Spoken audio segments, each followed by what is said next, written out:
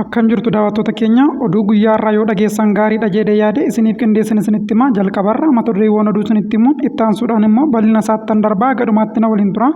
Oduu keenya kan jalqabaatiin ministeerri fayyaa Itoophiyaa ibsa akeekkachiisaa cimaa baaseera.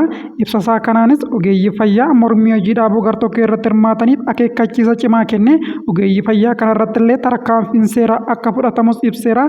Ibsa ministeerri fayyaa baase kana bal'ina isaa kanaan isin dhaggeeffachiisu ta'a gadumaatti na waliin tura. Oduudhuma kanaan wal qabatuun dhaabbanni mirga namoomaaf falmu Amnesty Internationaliin naannolee Itoophiyaa hedduu keessatti humnoonni nageenyaa ogeessota fayyaa hidhaa jiru jechuudhaan tarkaanfii hojjettoota fayyaa hojii dhaaban irratti fudhatamaa jiru kanas balaaleffatee ibsa Amnesty Internationaliin baase kanas bal'ina isaan isin dhaggeeffachiisa. Daawwattoota keenya oduu keenya kan biraatiin ammoo paartiin koongireesii federaalawaa Oromoo KFO'nis ibsa baaseera.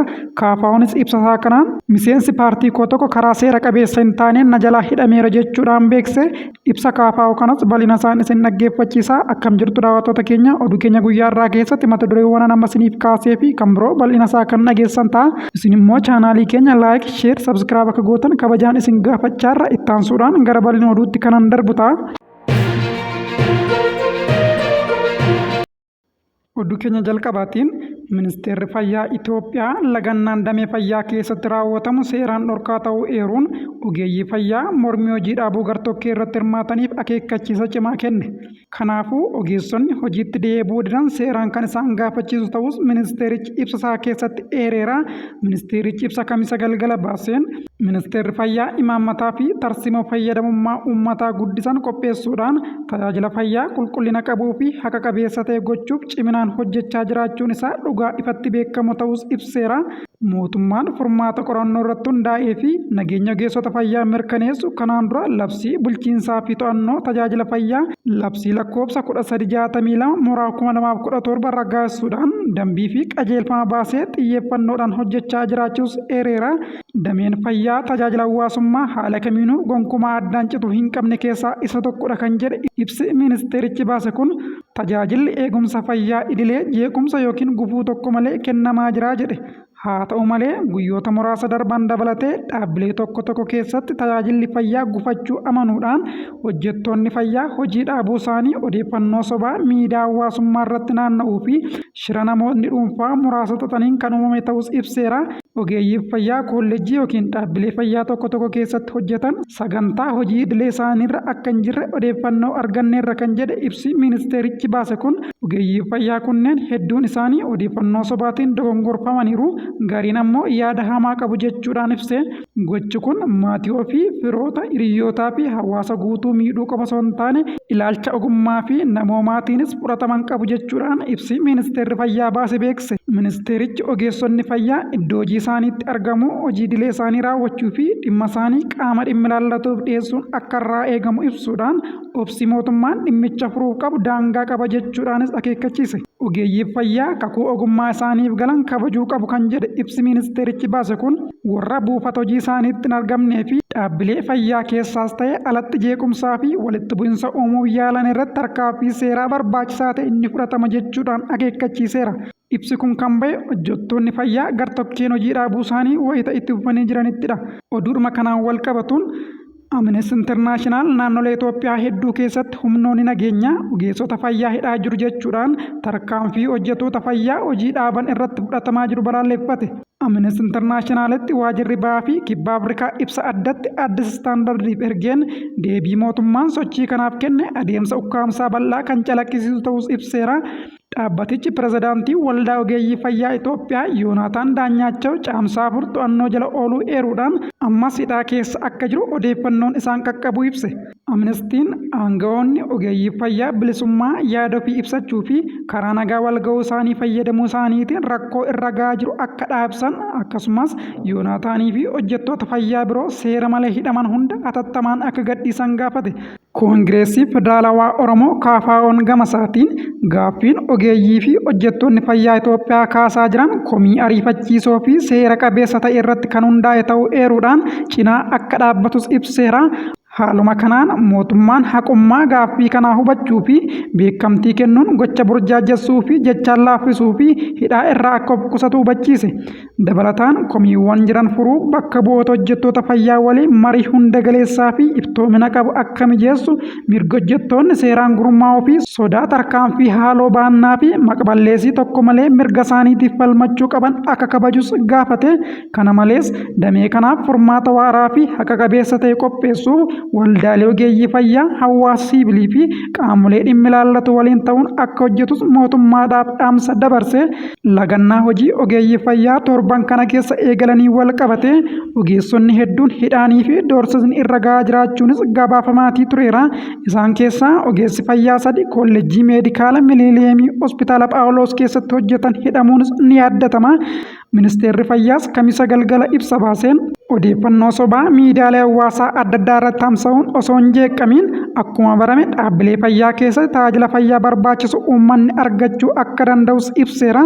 Oduuttaanuun miseensa koree giddugaleessaa koongireesii federaalaa Oromoo fi koree KFO godina Jimmaa kan ta'an obbo Tokkummaa Margaa eebila 30 bara 2025 to'annoo jala ooluu paartichi beekse. Paartiin KFO ibsa baaseenis hidhaan miseensa koo kanaa seeraan aladhaa jedhe.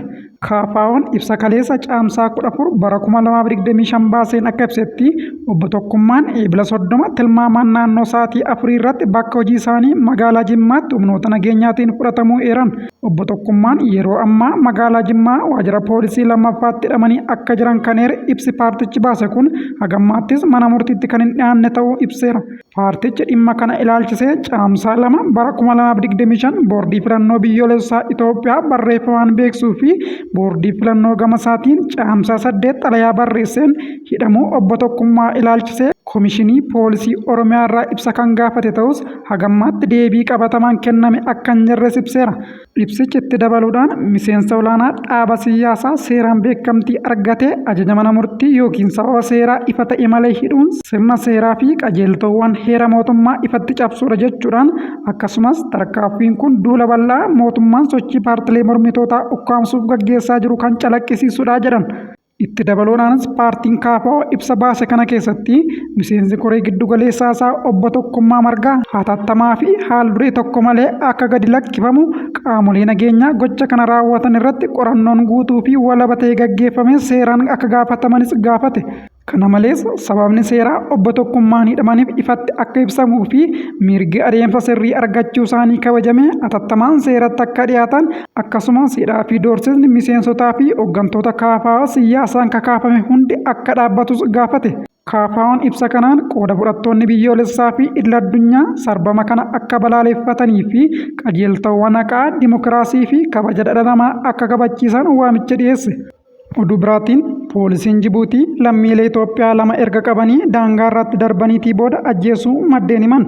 Mootummaan Jibuutii baatii darbe keessa lammiilee biyya alaa hayyama jireenyaa hin qabne ji'a tokko keessatti akka ba'an erga labseetiin booda muddamni guddaan lammiilee Itoophiyaa Jibuutii jiraatan irratti mudate.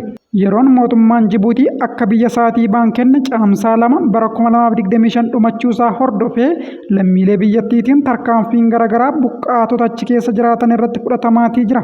Poolisoonni biyyattiis lammiilee Itoophiyaa qabuun qabeenya isaanii osoo hin fudhachiisiin daangaa Itoophiyaa fi Jibuutii irratti gannaqaa jiraachuu dubbatu. Tibbana namoota daandii irraa qabanii osoo isaan qabeenya qaban hin fudhatiin daangaa Itoophiyaa fi Jibuutii irratti gadi naqaman keessaa namoonni 2 qabeenya isaanii fudhachuuf gara Jibuutii deebi'aa osoo jiraniitii ajjeefamuu isaanii maddeen lammiilee Itoophiyaa Jibuutii jiran himan. Godina Harargee Bahaa aanaa miidhagaa tolaa keessatti dhalatee kan guddatee fi yeroo dheeraaf Jibuutii jiraataa kan ture dargaggoo Ibraahim Toofiq Umar poolisoota Jibuutiitiin ajjeefamuu maddeen himanii jiru. Akka maddeen jiranitti ajjeechaan kun yeroo namoonni kun qabeenya isaanii osoo hin fudhatiin irraa qabamanii daangaa irratti darbaman fudhachuuf lukaan of duuba deebi'an dhukaasa poolisoonni irratti bananiin ajjeefamanii jedhan. Oduu keenya kan biraatiin paartiin naannoo Somaalee keessa socho'u addi bilisummaa biyyoolessaa Ogaadeen yookiin ONLF hooggansa paartichaa dhuunfachuuf duula qindaawaa gaggeessaa jiru jechuudhaan boordii filannoo fi mootummaa naannoo Somaalee himate. Addi bilisummaa biyyoolessaa Ogaadeen yookiin ONLF hooggansa boordii filannoo biyyoolessaa Itoophiyaa fi tumsa mootummaa naannoo Somaaleetiin karaa qindaawaa ta'een hooggansa paartichaa bittinneessuu fi dhuunfachuudhaaf shira mootummaan qindaa'etu narratti gaggeeffamaa jira jedhe. Giddu seentummaan kunis waliigaltee nagaa bara 2018 mootummaa federaalaa waliin mallattaa'e balaadhaaf saaxiluu qofa osoo hin taane itti yaadamee dhaabicha gara wal dhabdee hidhannootti dhiibaa jira jechuudhaan akeekkachiise.